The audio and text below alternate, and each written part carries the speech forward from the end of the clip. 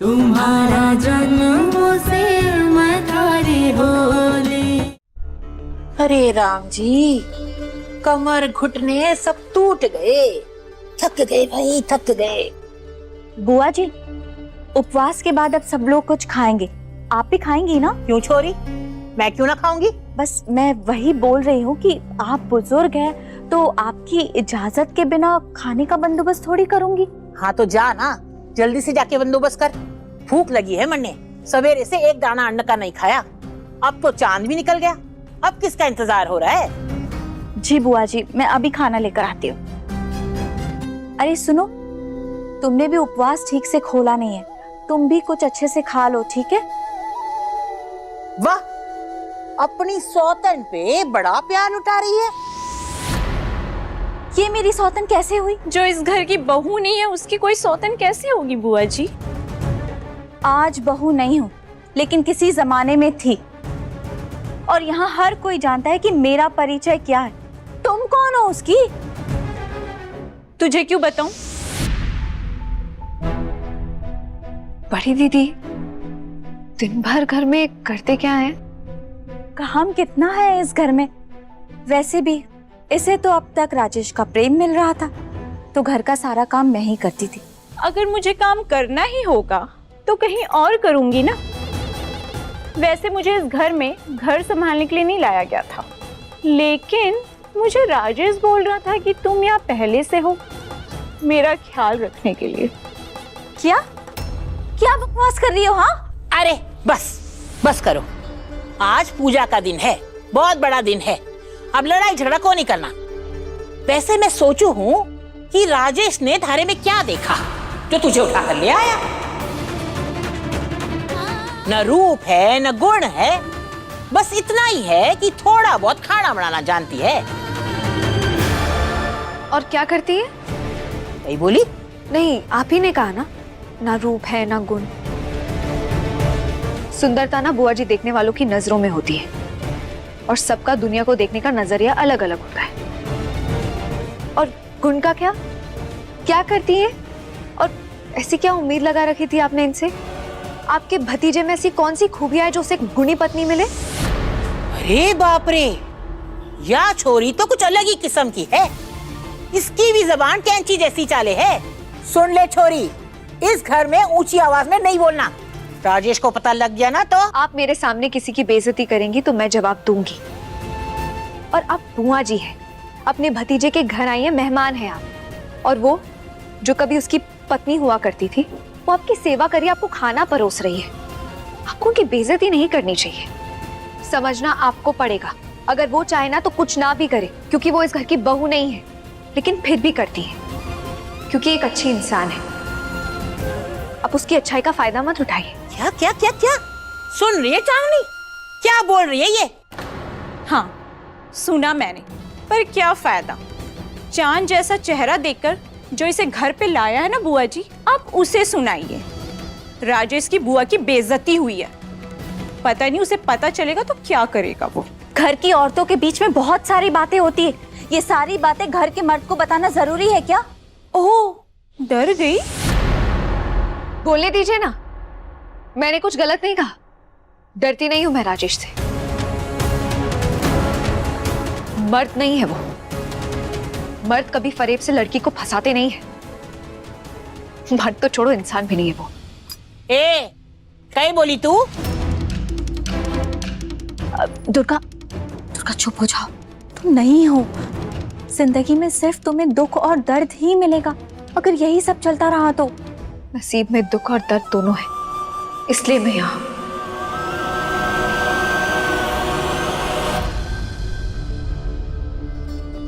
अनुराग बेटा, मुझे तुमसे कुछ बात करनी है। जी माँ, आइए ना, बैठिए। आप लोग बात कीजिए, मैं अपने अनुभव, बैठो। ऐसी कोई बात नहीं है जो तुम्हारे सामने ना कर पाऊं। वो दुर्गा ने जो कुछ किया, जिस तरह से वो घर से गई, वो छोड़िए ना, उसके बारे में बात नहीं करते। मैं दुर्गा का नाम भी नहीं सुनना चाहता।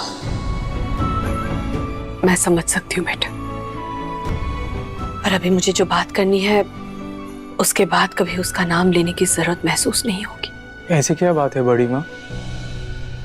वो राजेश पग फेरे के लिए तुम्हारे पापा पर जोर डाल रहा है।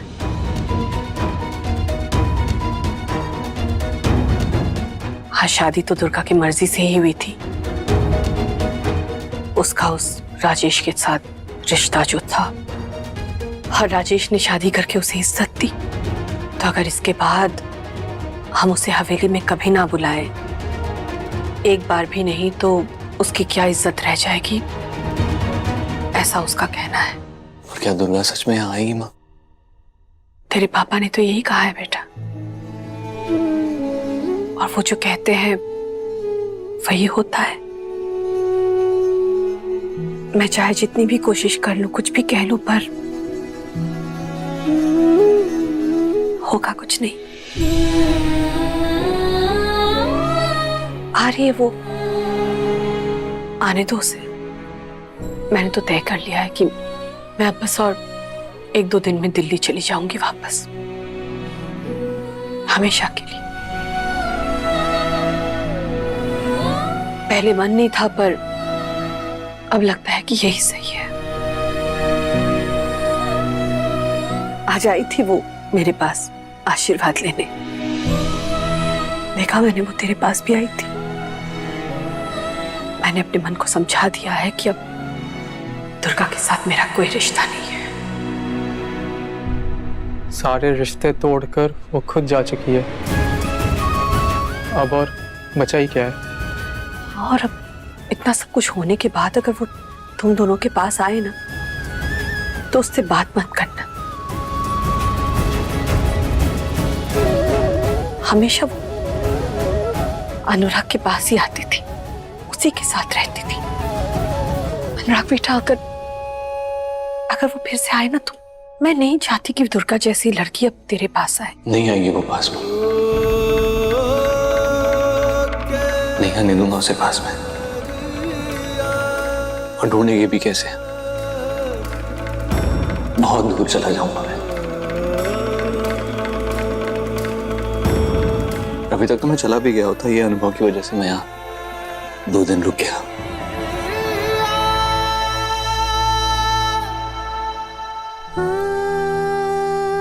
मैं जानती हूँ बेटा, तो ठीक नहीं है।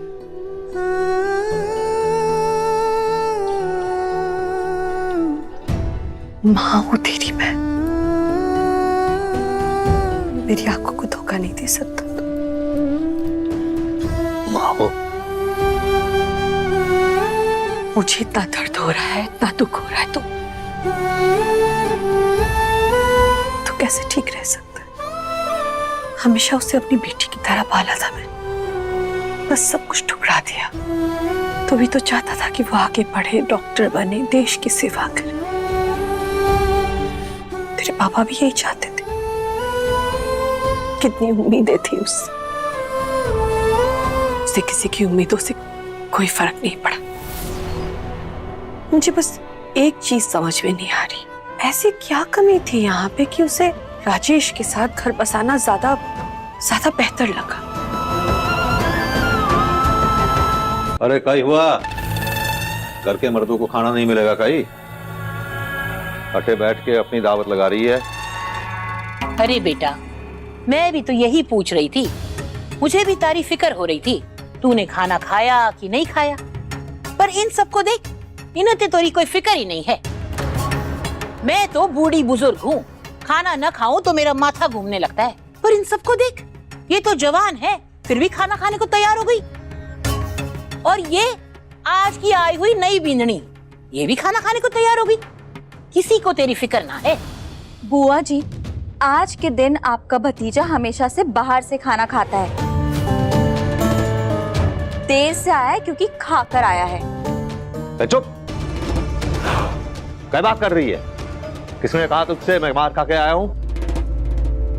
और तू पूजा करने गई थी ना, तो उस पराये मर्द के पास क्यों गई थी तू?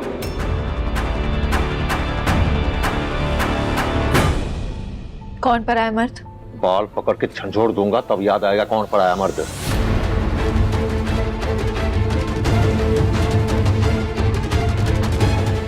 मैं किसी पराये मर्द के पास नहीं गई थी। अच्छा, तो वो कुंवर सा पराया मर्दना है, खराबना है। देख दुर्गा, शादी से पहले जो था वो था, लेकिन अगर अब भी तू ये कलंक लेके घूमेगी ना तो मैं थारी जान ले लूंगा और नामो निशान में दुनिया से मिटा दूंगा, समझी?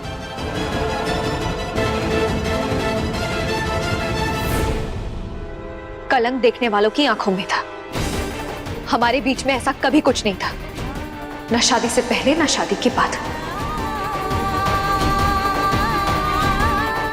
मैं उस घर में पली बड़ी, उस घर के सदस्यों के पैर छूने गई थी क्योंकि ये मेरा धर्म है, क्योंकि मेरी तुमसे शादी हुई। अपना धर्म तो नहीं भूल सकती ना मैं। हे भगवान, ये कैसी बिजली ले आया तू राजेश? हमारे सामने तारी बेइज्जती कर रही है, तारी एक बात नहीं सुन रही, जबान लड़ा रही है। जबरदस्ती शादी करेगा तो सुनना तो पड़ेगा ना बुआ जी।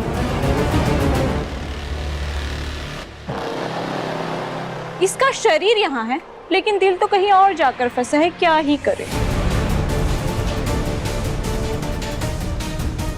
चाबी लगाने का काम क्यों कर रही हो? किसका दिल कहाँ पर है ये तुम्हें कैसे पता? तुम्हारा दिल यहाँ पर है ये पक्की बात है क्या? अगर नहीं होता तो कब का यहाँ से जा चुकी होती, पर नहीं गई ना। कम से कम नई बहू को देख तो पा रही हूँ, इसके चाल चलन हाव भाव। पति के नाम पर दिया जलाया, पूजा की और दिया किसी और के पास लेकर चली गई। मुझे तो शक है इसने करवा चौथ भी किसी और के लिए ही रखा था। खैर मुझे क्या, मुझे तो भूख लगी है, वैसे भी मैं इस घर की बहू नहीं हूँ। मेरा खाना खाना तो बनता है, दीजिए मेरा खाना दीजिए। दुर्गा, तुमने ठीक से कुछ खाया नहीं है, तुम भी कुछ खा लो, ठीक है? मैं तुम्हारे लिए लेके आती हूँ। हाँ, पर मैं अकेले नहीं खाऊंगी, आप भी खाइए मेरे साथ। हाँ हाँ, मैं भी खाऊंगी, बिना खाए कैसे रहूंगी? अभी तुम बैठकर खाओ, मैं ले आती हूँ खाना।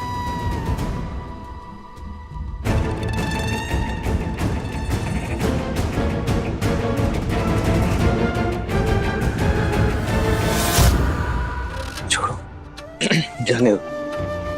उसके मन में जो था वो उसने किया, वो जो चाहती थी करना उसने कर लिया। हम लोगों को बाहर से अच्छे से जान भी तो नहीं पाते। उसके और राजेश के बीच का जो वो राज भी अभी आया सामने। तभी मैं सोचूं कि वो बार बार आसपास क्यों मंडराता रहता था, हमेशा इर्द गिर्द रहता था, हक से आता था। मत सोचो माँ, जितना सोचोगी ना